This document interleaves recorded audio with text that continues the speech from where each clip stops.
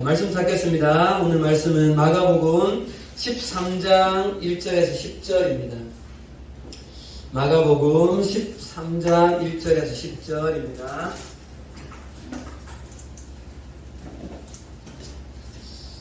마가복음 13장 1절에서 10절인데요. 자, 드디어 우리가 이제 12장을 마치고 13장으로 왔습니다. 자, 한 절씩 함께 교독하실 때 의미를 생각하면서 잘 교독하면 좋겠습니다. 1절 갑니다. 예수께서 성전에서 나가실 때에 제자 중 하나가 이르되 선생님이여 보소서 이 돌들이 어떠하며 이 건물들이 어떠하니까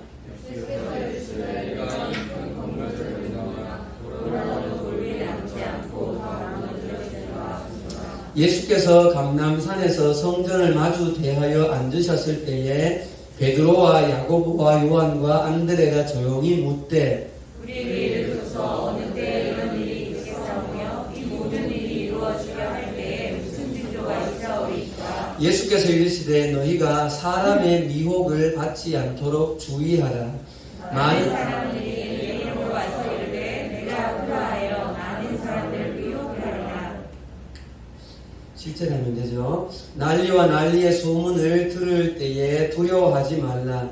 이런 일이 있어야 돼. 아직 끝은 아니니라. 민족이 민족을 나라가 나라를 대적하여 일어나겠고 곳곳에 지진이 있으며 기근이 있으리니 이는 재난의 시작입니다. 너희는 스스로 조심하라. 사람들이 너희를 공회에 넘겨주겠고 너희를 회당에서 매질하겠으며 나로 말미암아 너희가 권력자들과 임금들 앞에 서리니 이는 그들에게 증거가 되려 함이라. 시작. 또 복음이 먼저 만국에 전파되어야 할 것이니라. 아멘. 할렐루야. 자, 우리 수련회 잘 마치고 3일 연속으로 보니까 좋네요. 네, 그죠? 우리 서윤이는 목소리 괜찮아요? 소리를 하도 질러가지고 이번 수련회 은혜 가운데 잘 마치게 되어서 감사하고 또 수련회에서 받았던 말씀들 우리 아까 저희가 기도했지만 여러분들 신앙에 있어서 삶을 살아가다가 신앙에 대한 질문들을 꾸준하게 하면서 책도 보기도 하고요. 또 설교 말씀을 통하여서 해답을 찾기도 하고 또 신앙의 선배들에게 질문해 보기도 하고 가장 중요한 것은 여러분의 개인의 삶에서 이 성경 말씀 속에서 여러분들이 스스로가 하나님 앞에서 답을 발견해가는 그 은혜가 그 기쁨이 뭔지를 좀 알아가면 좋을 것 같습니다. 아멘. 네. 이제 드디어 우리는 13장으로 왔습니다. 12장을 상당히 오랜 기간 좀 했는데요. 제가 이렇게 카운트 해보니까 무려 7주에 걸쳐서 12장을 이렇게 했더라고요. 근데, 13장은, 지금 생각으로는 이번 주에 그냥 끝을 내든지 한 주가 더 가든지 이렇게 좀 하려고 생각을 해요. 왜 그런가 하면 여러분, 자, 이 정도는 여러분들 수준을 알아야 돼요. 성경에 무슨 무슨 몇 장 하면, 그건 무슨 장이다, 이런 별명이 있죠. 고린도전서 13장. 사랑장이라고 그러죠, 그죠? 사랑이 쭉 나와서. 히브리서 11장. 믿음장. 이렇게 되잖아요. 근데 여기 오늘 우리가 보는 마가복음 13장도 별명이 있어요. 뭘까요? 잘 아마 좀 어려울 텐데 이게 마가복음 13장을 뭐라고 하는가 하면 소묵시록 또는 소계시록 이렇게 불러요. 여러분 계시록 하면 어디가 떠올라요? 요한계시록. 요한계시록은 어떤 말씀이라고 알고 있어요? 언제 이야기다? 예수님이 재림하시고 이 땅에 종말에 대한 이야기다. 이런 이야기 알고 있잖아요, 그죠? 근데 그거에 소계시록이다라고 하는 그런 별명이 붙어 있다는 거죠. 그래서 이 말씀은 예수님의 재림과 땅 이 세대의 종말에 관한 예수님의 예언의 말씀이 좀 담겨져 있는 말씀이에요. 그럼 여러분 어떨까요? 요한계시록은 사실 일본 목사님들도 다 설교하시기가 어떨까? 좀 부담스러운 말씀이에요. 예. 왜냐하면 그게 뭐 이유가 있는 거예요. 첫 번째는 이 말씀의 의미가 뭔가에 대해서 명확하게 답이 이거다라고 찾기가 어렵다는 거예요. 예. 성경에 보면 뭐 14만 4천 막 이렇게 나오잖아요. 그래서 막 다른 인간에서는 야 딱 14만 4천 명만 구원받는데 이렇게 막 해석을 하고 하잖아요. 해석이 굉장히 다양할 수 있다는 거예요. 두 번째, 해석을 다양하게 하다 보면 어떨 가능성이 있어요? 잘못된 해석을 갈 가능성이 높다는 거죠. 예. 그래서 그냥 빨리 끝내. 예. 그래서 대충 하고 넘어간다는 소리가 아니라 여러분, 이 계시록 예수님에 대한 예언의 이 종말에 대한 예언의 말씀에서 우리가 가져야 될 오늘 우리 말씀의 제목이 뭐예요? 제목 같이 읽어봅시다. 시작. 종말에 대한 하나님 나라 백성의 태도. 이게 뭐가 뭐다, 요낱말은 뭐다 이렇게 하나하나를 알려고 여러분 생각하기보다 이 종말의 때에 언젠가 예수님이 다시 오실 터인데 우리는 어떤 태도를 취하여 가는 것이 맞느냐. 예, 큰 틀에서 오늘 세 가지의 태도를 좀 주목을 하려고 합니다. 예, 그래서 우리 속에 오늘 이 마가복음 13장 모르겠어요. 제가 다음 주 한 주간 또 이렇게 말씀 묵상하면서 조금 더 나눌 것이 있겠다 싶으면 한 주를 더 갈 수도 있고요. 그래서 오늘은 어쨌든 13장 이렇게 좀 전체적으로 훑어보면서 우리가 이 세대가 끝이 나고 예수님 이 땅 가운데 오실 때 이 땅에 종말이 있을 때 그것들을 우리가 어떤 태도로 우리 하나님 나라의 백성된 자들이 바라보며 가야 된다. 그것을 좀 묵상을 해보겠습니다. 자, 오늘 본문을 보시죠. 1절입니다. 읽어봅시다. 네, 파란색만 시작. 선생님이여 보소서 이 돌들이 어떠하며 이 건물들이 어떠하나이까. 자, 계속해서 12장에서는 예수님이 말씀하셨던 장소가 하주는 어디야? 예루살렘 성전 안에 있었어요. 네.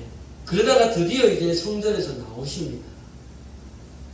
네, 성전에서 나오세요. 그럴 때 한 제자가 누군지 모르지만 물어요.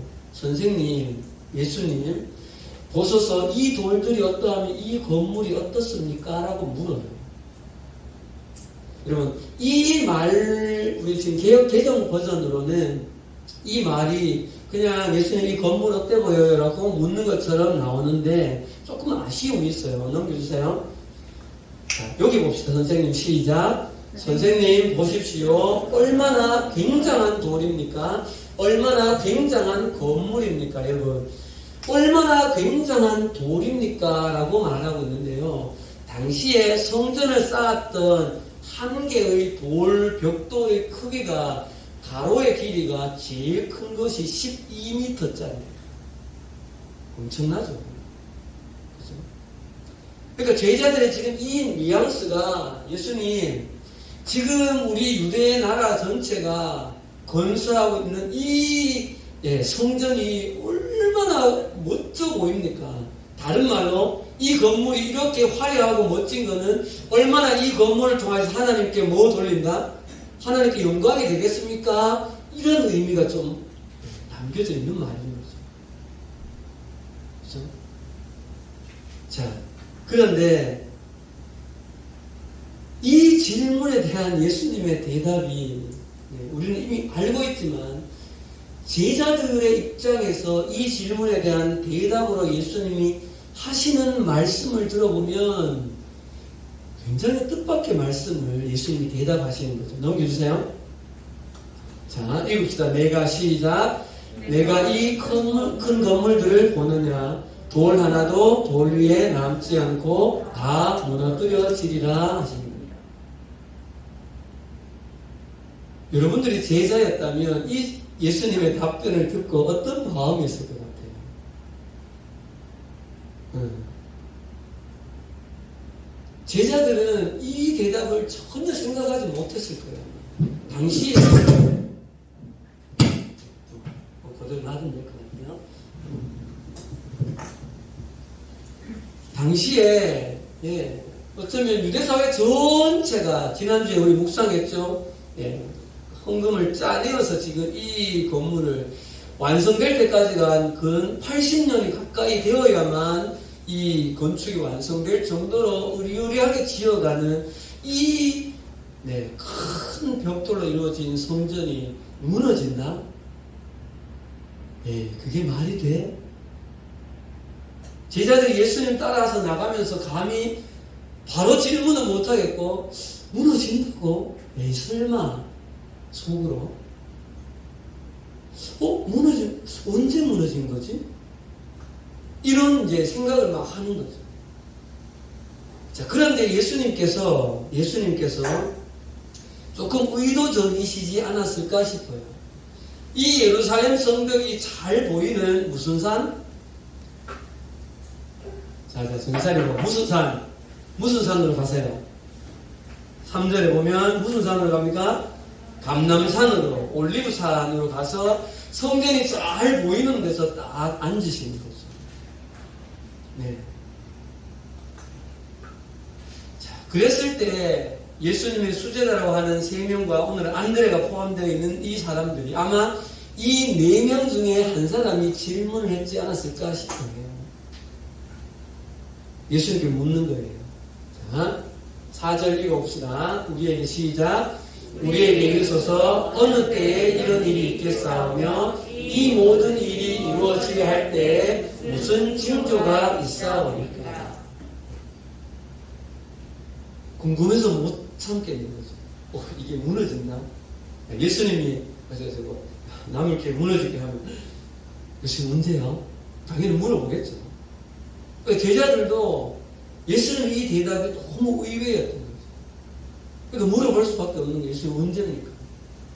그때가 되길 때 어떤 일이 일어나요, 예수님?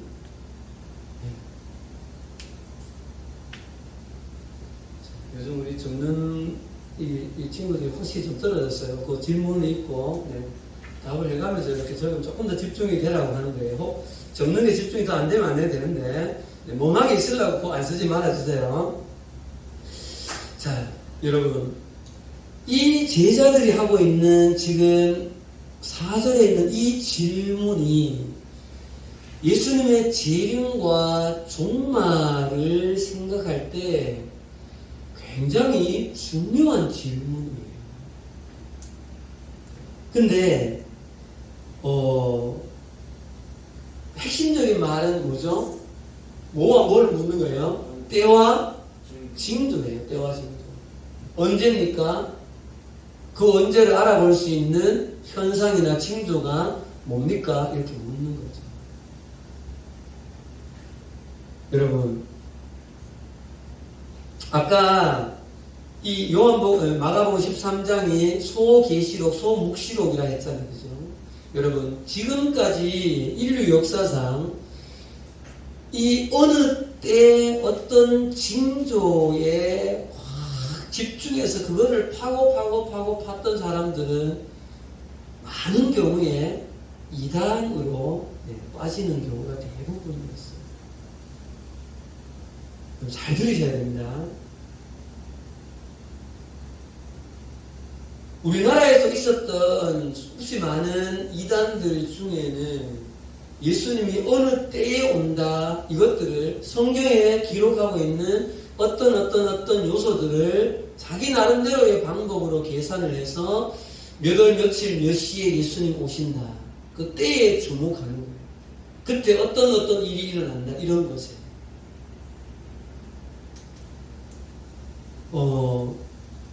팀장님이 고3 때가 1992년도였어요.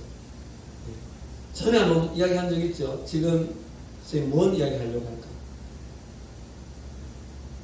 잘 모르겠어요. 고3 때 1992년 10월 28일 밤 12시 이장님이라는 우리나라의 한 사람이 다미 선교회, 다가올 미래를 위한 선교회, 그때 예수님이 오신다.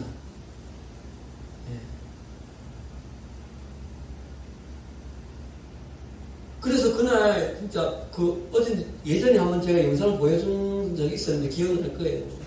예. 막 그 신문 기자들 9시 그 방송국 기자들이 막 몰려들었어. 야, 예수님 오신다니 그거 촬영해야 될 거 아니야. 12시 지나도 안 오시는 거지. 그 다 그냥 흩어지고 뭐 이렇게 된 거예요.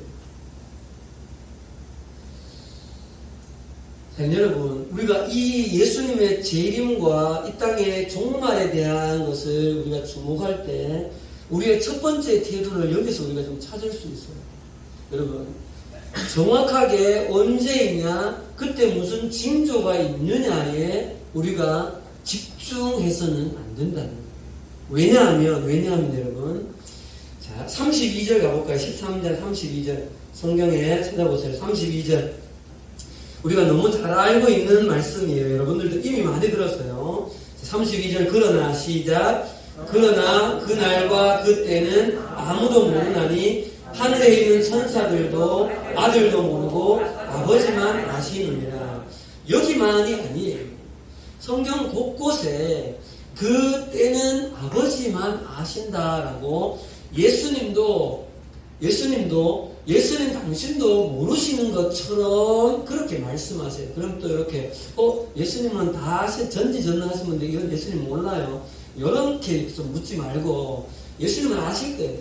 근데 하나님만 아신다라고 철저히 이것에 대하여서 비밀에 붙인다는 거예요. 자, 그럼 여러분 생각해 봅시다. 왜 그러실까요, 예수님께서? 왜 그 날과 그 정확한 때는 하나님만 아신다라고 철저히 비밀에 붙일까요? 그럼 반대로 안다라고 생각해 봅시다. 성경에 몇 날, 몇 달, 며칠, 몇 시에 예수님 오신다라고 정확하게 기록이 되어 있다고 생각해 봅시다. 어떤 일이 벌어질 것 같아요? 그 날만 그렇지. 그 날만. 두 부류가 확 구분이 될 것 같아요. 한 부류는 지나친 열심파. 예수님이 곧 오시는데 다 필요 있나? 가정, 직장, 필요 있어.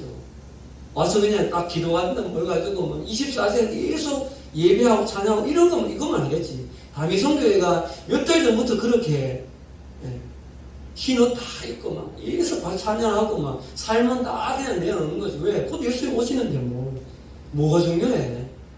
두 번째 부류는 반대로 기회파.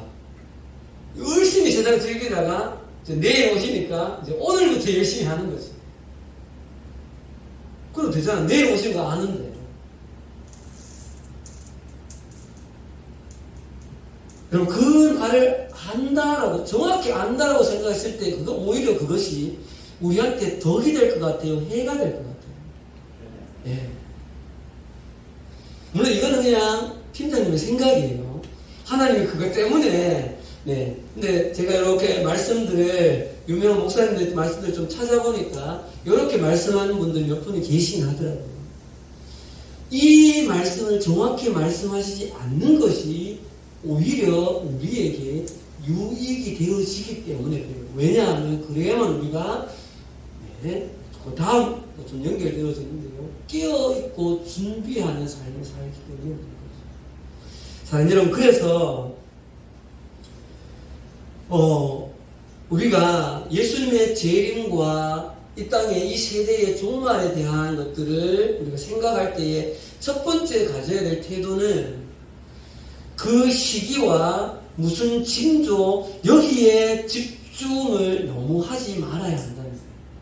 자, 여러분, 누군가가 예수님이 언제 온대 이런 데 너무 집중하면 좀 경계해야 됩니다. 네, 좀 경계해야 돼요. 그런 부분에 있어서.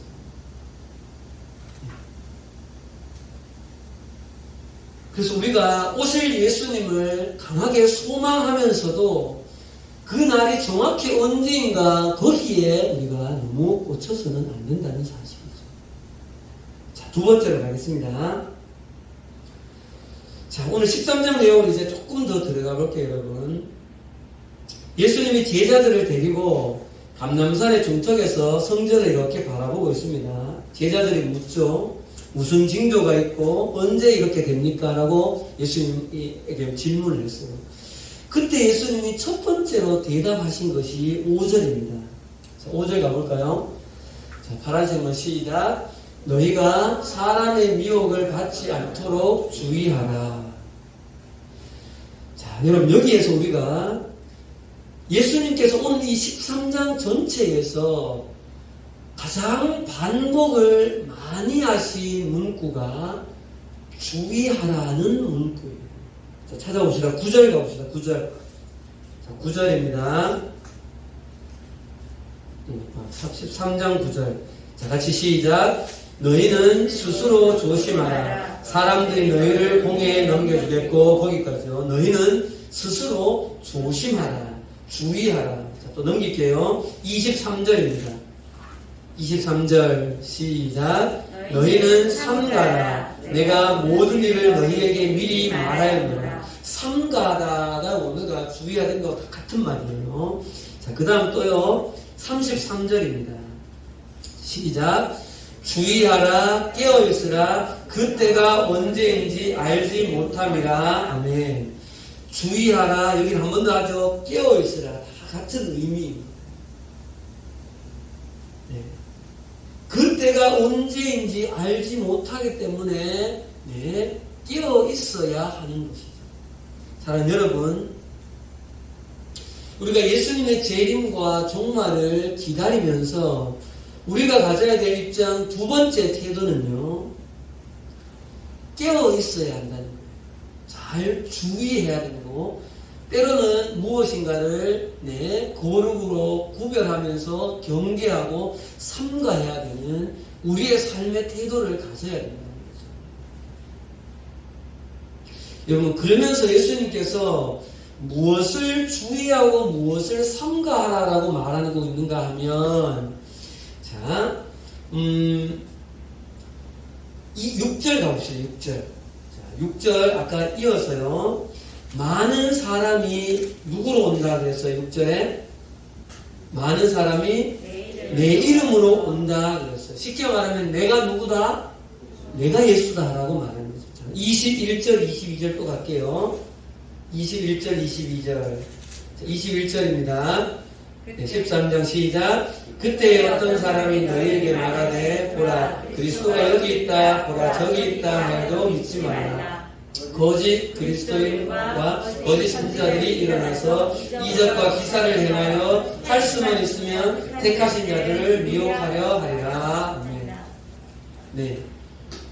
여러 가지의 것에서 깨어 있어야 하는데 예수님께서 가장 중점을 두고 말씀하신 것은 내가 예수다라고 거짓 선지자들이 나타나고 있는 것에 대한 경계예요.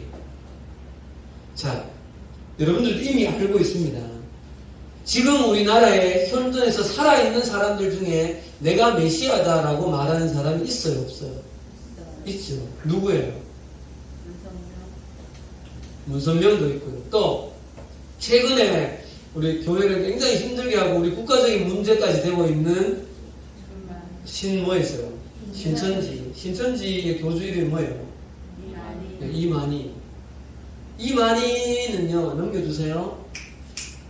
네.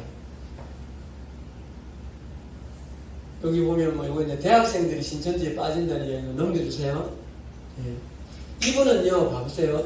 신천지 이만희 총재님은 예수님께서 보내주셨다는 또 다른 보혜사로, 네. 그러니까 자기가 또 다른 보혜사라고 이야기해요.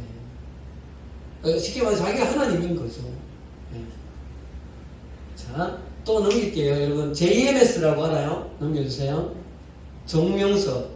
JMS가 첫 글자 이니셜을 자기 이름 이니셜이잖아요. 정명석이니까. J는 지저스, M은 메시아, S는 뭘까요? 세이비어. 자기가 그런 존재라는 거예요. 또 다른 말로 지저스 모닝스타 이렇게도 부르기도 하고.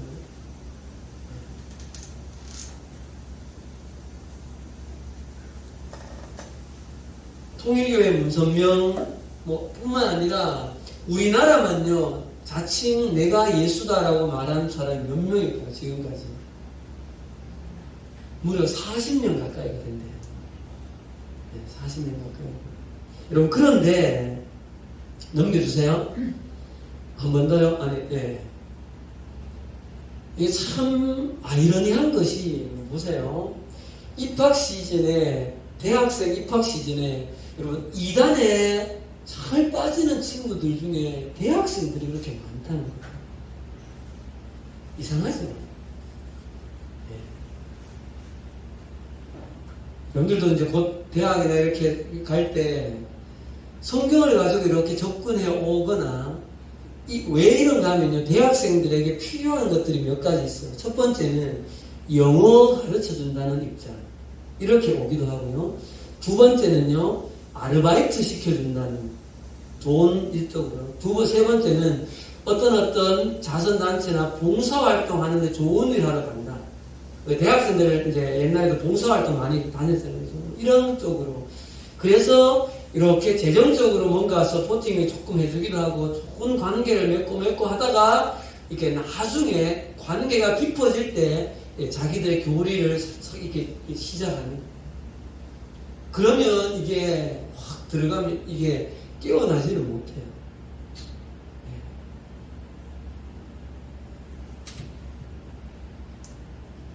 그래서 굉장히 이 이단이 참 무서운 거예요. 제가 아는 가까이 있었던 분의 자녀도 필리핀에 있는 MK였는데 한국에 와서요.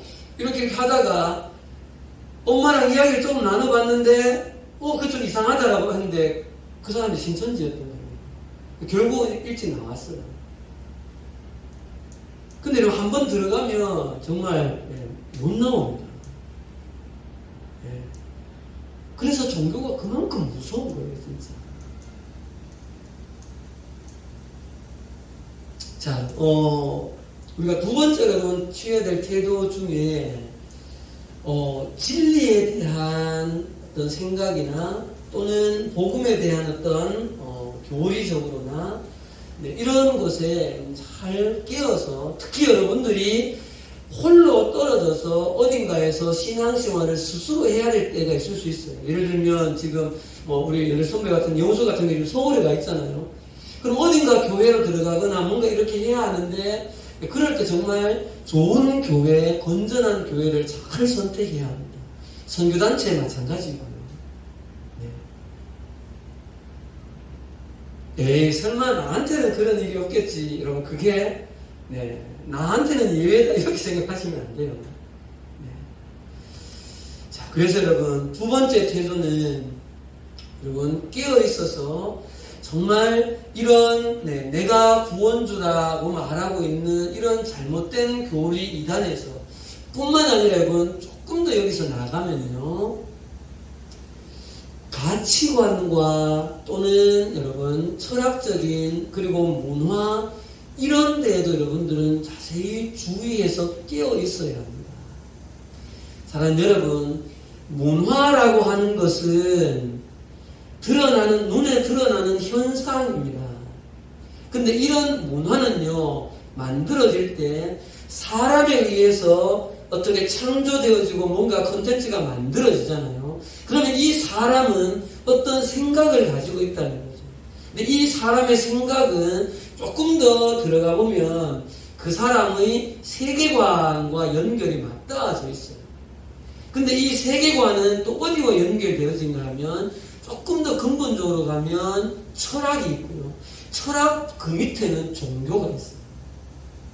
그래서 여러분 보세요. 이 스펙트럼이 종교가 가장 넓어요. 그 종교 위에 여러분 철학이 쌓이고요. 그 철학 위에 세계관이 쌓여요.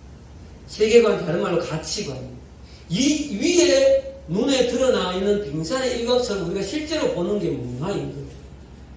그래서 여러분들이 듣는 노래, 보는 영화, 그 다음 접하게 되는 영상 매체들 이런 것들이 그 밑에 바닥에 어떤 근원에서 만들어져 있는 것들을 조금은 여러분들이 이제 이해하고 분별해낼 수 있는 힘이 있어야 되는 거죠. 여러분 예전에 굉장히 유행했던 아바타라는 영화 알죠? 거기에도 너무너무 재밌게 보죠 우리가. 재밌게 보면 거기에 어떤 거예요? 거기에 나온 아바타와 그 말 있잖아요. 타고 다니는 말이 연결을 이렇게 하잖아요. 그죠? 이거는 뭐예요? 그 철학 사조 중에서 자연주의와 가까워요. 자연과 사람은 결국 하나라는 거죠. 그래서 그 멘트에도 보면 그렇게 나와요. 실제로 대사가.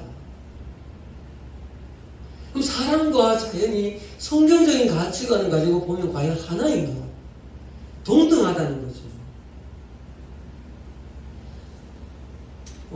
그래서 여러분들이 문화를 접하실 때 이런 성경의 가치를 가지고 판단하고 이것들을 취사 선택할 수 있는, 무조건 보지 말라는 거 아니에요. 보되 그냥 무조건적으로 수용하면 안 된다는 거죠. 분별을 하셔야 됩니다. 자, 특히 세대가 거듭되어져 갈수록, 특히 지금처럼 정말 이 포스트 모던, 네가 원하는 걸 해라, 그것이 진리라고 말하는 이 세대에 우리가 살기 때문에 특히 우리는 더 진리인 이 성경 말씀의 가치를 두고 그 사람들이 하고 있는 말, 그 사람들이 하고 있는 인권, 그 사람들이 말하고 있는 포괄적인 성교육이 뭔가, 그 사람들이 말하고 있는 건강한 가정법이라는 것이 뭔가, 이런 것들에 우리나라에 국가적으로 제도화하려고 하는 법적으로 이런 것조차도 우리는 성경적인 가치를 가지고 판단해낼 수 있어야 된다는 거죠. 지금 우리나라 과거 조금 전에 정부에서 가정법을 바꾸려고 애를 많이 쓰다가 지금 계속 이제 딜레이 되고 있죠, 아직. 그러니까 이런 것들을 자세히 좀 바라보면서 성경적인 가치로 해석하고 판단을 하며 취사 선택을 잘 해야 하는 것입니다. 그런 의미에서 우리가 주의하고 깨어 있어야 하는 것이죠. 자, 이제 마지막으로 조금 더 이어가겠습니다. 자, 여러분들 이제 7절부터 가보세요. 13장 7절부터. 사실 조금 이해가 잘 안 되는 구절이 7절부터 막 이제 나옵니다. 난리와 난리, 소문, 이런 얘기도 있죠. 그죠? 8절에 민족과 민족이 나라가 나라를 대적하여서 뭐 이렇게 나타나고 지진이 일어나고 재난이 시작이다, 이런 말들이 쭉 이렇게 나와요. 여기서 한 가지 좀 말씀을 좀 드릴게요, 여러분. 마가복음 13장에서 예수님이 하신 예언은요, 그 큰 틀에서 포커스가 어디 맞춰져야 하는가 하면요, 1절, 2절에 예수님이 뭐라고 답하셨어요? 예루살렘 성전이 어떻게 된다? 무너진다. 그 부분에 대해서 제자들이 질문해서 예수님이 하신 대답이에요. 그래서 여러분 잘 들으세요.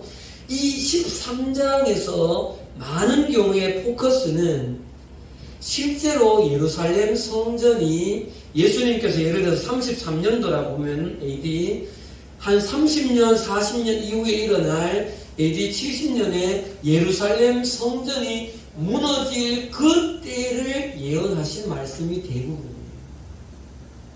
자, 그래서 좀 볼게요, 여러분. 무슨 말인가? 자, 7절에서부터 여러분, 8절, 9절, 10절, 11절 보면 뭐, 사람들이 너희를 끌어다가 하고 막 이런 얘기가 있잖아요. 그죠? 나중에 되면 실제 그리스도인들이 너희들이 믿고 있는 이후에 보면 왜 복음을 전하는 수많은 제자들과 사도 바울 이런 사람들이 어떻게 되어져요? 핍박을 많이 당하잖아요. 그죠? 그것과 같은 맥락이에요. 예수 그리스도 너희들이 나를 믿고 있으면 이 유대 사회 전체 속에서 너희들이 이런 실제로 어려움을 당한다라는 거죠. 자, 그 다음입니다.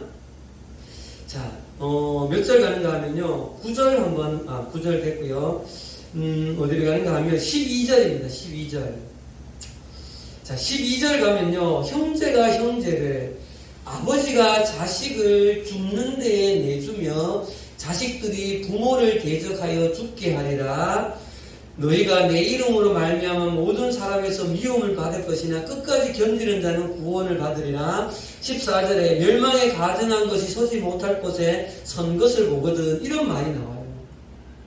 자, 11절에 여러분, 12절에 형제가 형제를, 아버지가 자녀를 죽는데 내어준다. 이게 어떤 말일까? 사실 이것도 해석이 조금 있던데요. 그 예수님이 말씀하신 예루살렘 성전이 무너질 때를 이렇게 주목하여서 보면 실제 당시에 이런 일들이 있었다고 해요. 보세요. 그 티투스 로마의 장군이 이 예루살렘을 그 폭동이 일어난 예루살렘 반역이 일어난 것을 진압하기 위해서 왔을 때 저는 어떻게 했어요? 바로 공격한 것이 아니라 예루살렘 성을 어떻게 했다 했죠? 눌러서 포위했다 했죠. 어떻게 했는가 하면 고사작전을 벌인 거예요.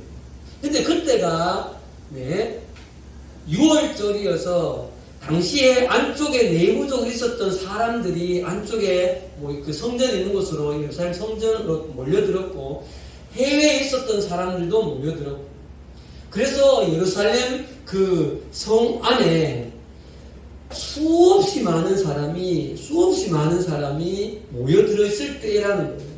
근데 성벽을 로마의 군사들이 팽 둘러서서 지키고 있으니까 나갈 수도 없고 들어갈 수도 없는 거죠. 그럼 어떻게 될까요, 여러분? 안쪽에서 먹는 것에 한계가 오겠죠. 그죠? 그래서 여러분 요세푸스라고 알아요? 이 유대인 중에 역사가 중에 요세푸스라는 굉장히 유명한 역사가가 있는데 이 사람이 쓴 기록에 보면 나가서 죽으나 여기서 죽으나 먹을 것이 없어서 굶어 죽게 생긴 거예요. 그 실제로 우리 왜 북한에 가끔 그런 이야기 듣죠. 인육을 먹는다 뭐 이런 이야기죠. 실제로 그 일이 그 요세푸스의 역사 기록에 안쪽에 너무 많은 사람들이 모여 있는데 먹을 것은 없고 하다 보니까 자식을 삶아 먹은 경우 이런 경우가 기록이 되어 있다는 거예요. 그 다음 또 한 가지는요.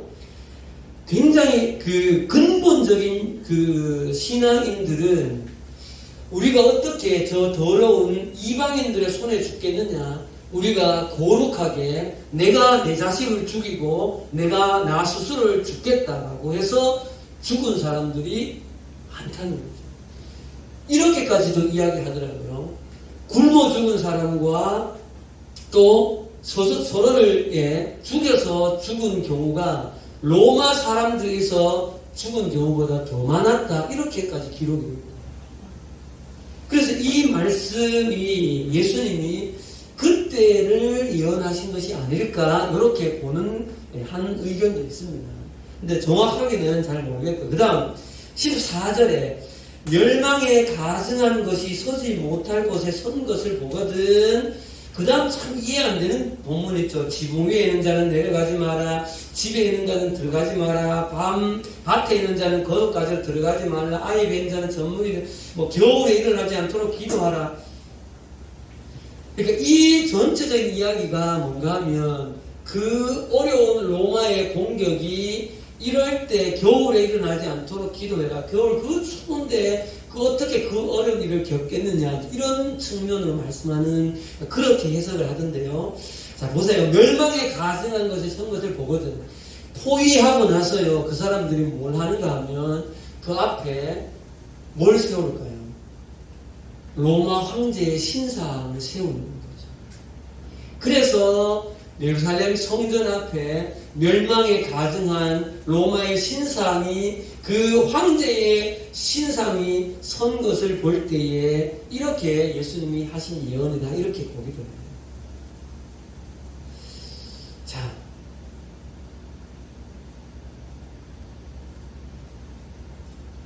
우리가 이 부분을 보면서 여러분 마지막으로 한 가지 예수님 오실 때와 종말을 우리가 한번 생각을 하면서 마지막으로 우리가 가져야 될 태도는 예수님께서 이런 때가 이렇게 올 것이다라고 예언을 하시면서 하시는 말씀의 전체적인 큰 맥락 중에 한 가지는 이렇게 예루살렘 성벽이 무너질 때, 성전이 무너질 때, 그리고 지구에 이 땅에 예수님이 재림할 때를 잘 준비하라는 거예요.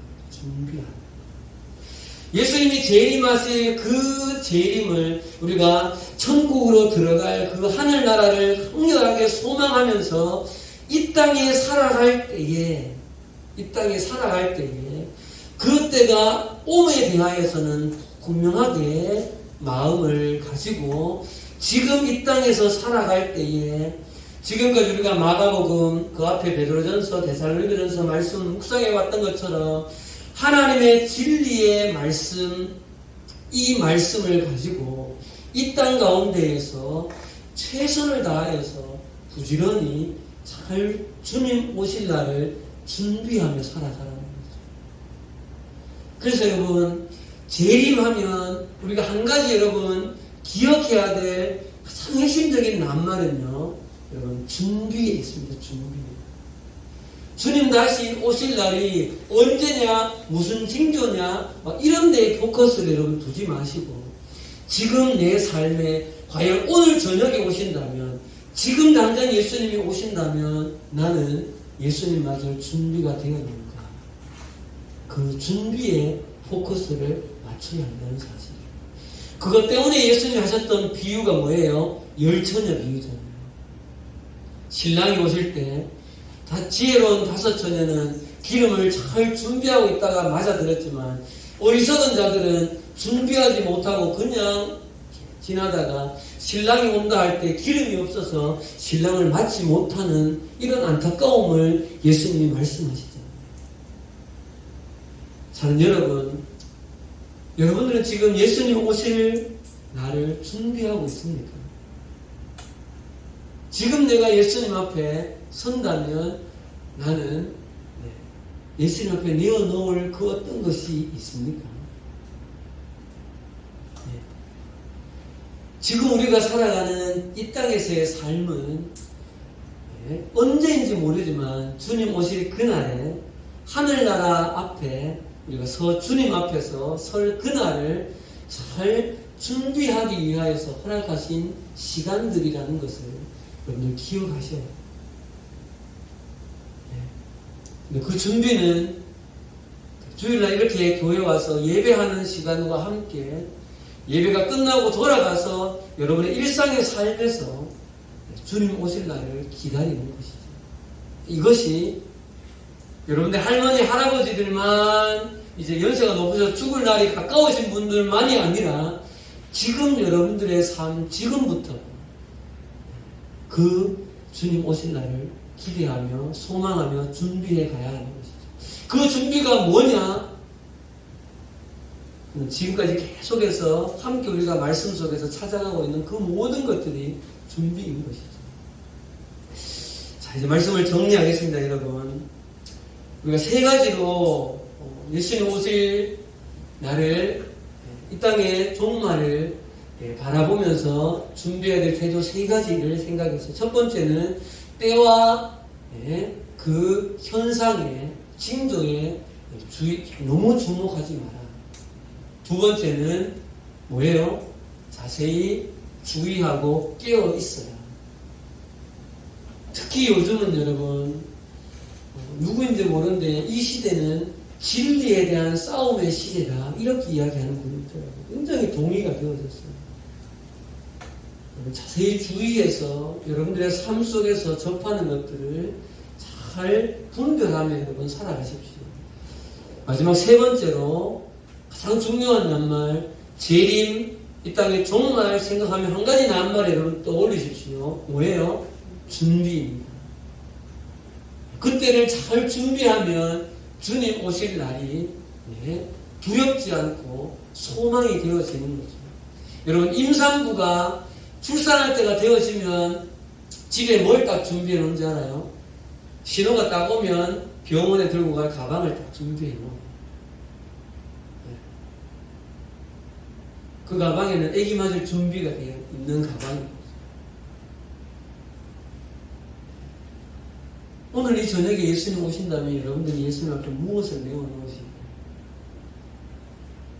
언제 오시느냐? 거기에 주목하지 말고 오히려 예수님 말씀하신 것처럼 그때를 알지 못하기 때문에 더 민감히 깨어서 우리는 항상 준비하며 살아가는 그런 우리들이 되어야 될 줄 믿습니다. 기도하겠습니다. 하나님 아버지, 은혜를 감사합니다.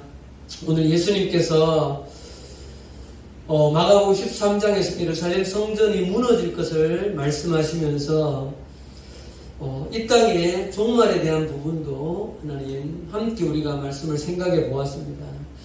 하나님, 성경을 통하여서 우리가 분명하게 가져야 될 생각은 예수님 이 땅에 다시 오시고 그때가 이 땅에 끝이 나는, 그래서 우리는 영원한 하늘나라, 그 하나님 나라 천국으로 그 속에서 하나님 영원토록 함께 하나님과 함께 왕노릇 할 터인데, 우리가 이 땅 가운데 살 때에 하나님 잘못된 길로 빠지지 아니하고 또 이 땅에 있는 여러 것들을 우리가 자세히 주의하고, 또한 하나님 주님 오실 그날을 소망하면서 주님 맞을 준비를 잘해가는 우리 사랑하는 학생들 되어질 수 있도록 도와주시옵소서. 예수님 이름으로 기도합니다. 아멘.